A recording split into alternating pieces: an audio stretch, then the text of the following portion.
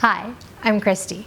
I want to talk to you today specifically about planning a trip when you have a family member with special needs. For many people, planning the trip is almost as much fun as actually going on the trip, deciding where to go and how you're going to get there, what specific activities you're going to do while you're there, what you need to take with you, what you're going to get while you're there. The list could go on. When you add in special needs, sometimes things become a little bit more complicated though. Fortunately, as we talked about last week, the destination doesn't have to be eliminated or changed just because you have special needs in your family. Now, it may impact some of the activities that you do while you're there, but you don't have to rule out most locations just because of special needs.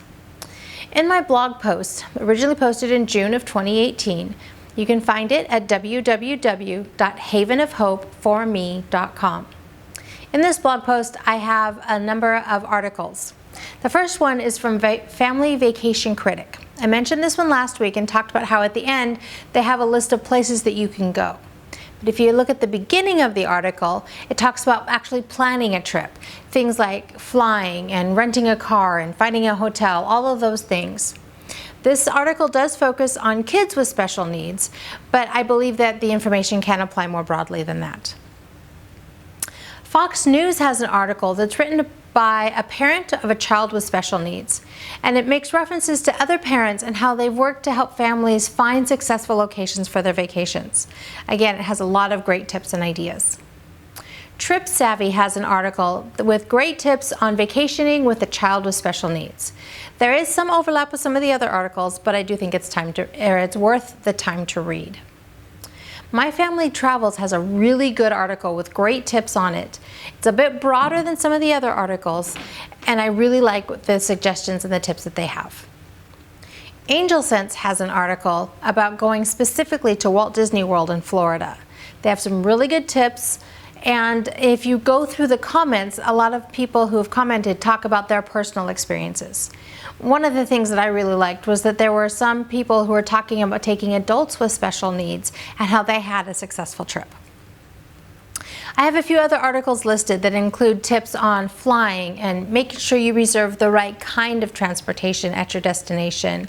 There's another one that talks to a doctor and he makes medical suggestions, those kinds of things.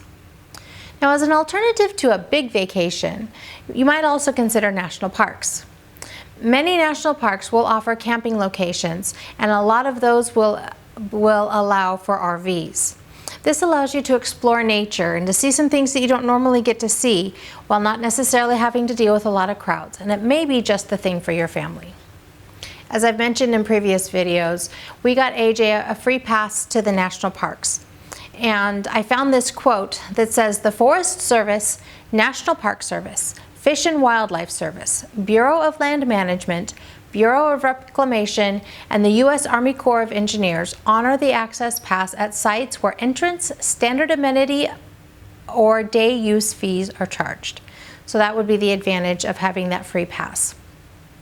As I've also mentioned, we tend to go camping on our vacations, and many of these are at national parks and some are at state parks.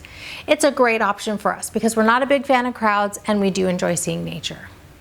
So my question for you as I end is this: what types of vacations does your family tend to take? Have you had positive experiences? I'd love to hear what some of those are, and I'd love to know how your vacations have gone. You can leave me a comment below or on my blog. Again, you can find it at www.havenofhopeforme.com. I would love for you to leave a comment and help other families out as well. It would also help me if you would do two other things for me. One, share this video and the blog post with anybody that you think might be helped by it.